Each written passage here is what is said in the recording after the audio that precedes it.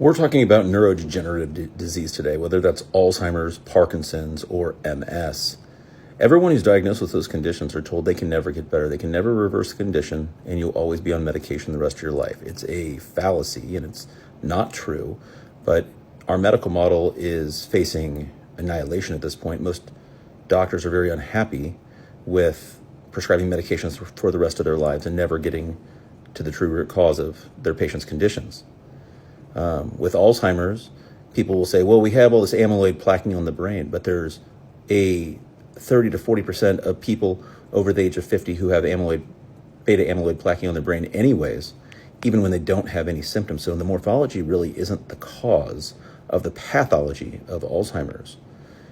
Parkinson's, there's lots of people who have Lewy body dementia, Lewy body Parkinson's, and Lewy bodies are present in about 30% of the adult population who never had Parkinson's disease in the first place. And you say, oh, but what about the alpha-synuclein protein? It doesn't matter. It's part of the inflammatory cascade.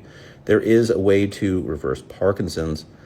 And MS, we have all these patients who haven't walked for years, and all of a sudden they're walking and they're off all their meds. And it's wonderful. People tell you, well, you have MS, you'll never get better. Well, if you control the neural autoimmunity, and we can test it, you can look at all the antibodies to all the different proteins of the brain, and you can objectively test, are these antibodies going away? And if they are, you're succeeding. And then you go, well, you damaged the myelin. I'll never walk again. Hold on now. Fibroblasts exist. Fibroblasts regrow tissues, including brain tissue. So you can regenerate your myelin sheath. You can regenerate your hippocampus, which is what's damaged with Alzheimer's disease through multiple mechanisms. A few of them are high blood sugars, ochratoxin A, which is a toxin found in a lot of coffees.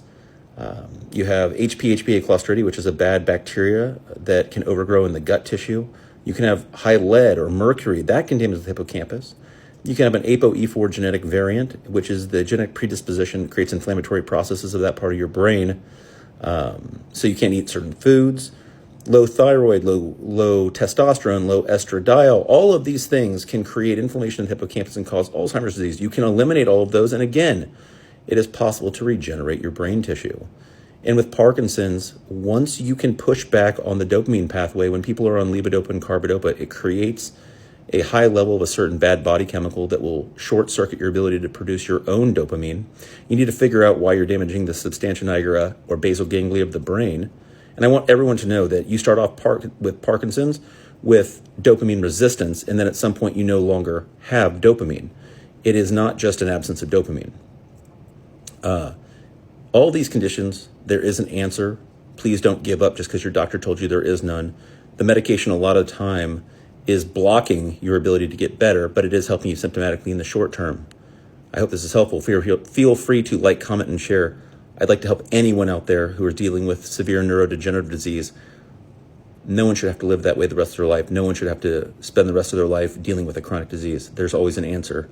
We just need to figure out what that is. Right now, our whole medical world has been hijacked by big pharma and by the insurance model. Insurance is like the welfare of medicine. Well, I've got an insurance card, so you're going to get a drug. No one's ever going to figure out why, but here's a drug. You can stay on this the rest of your life.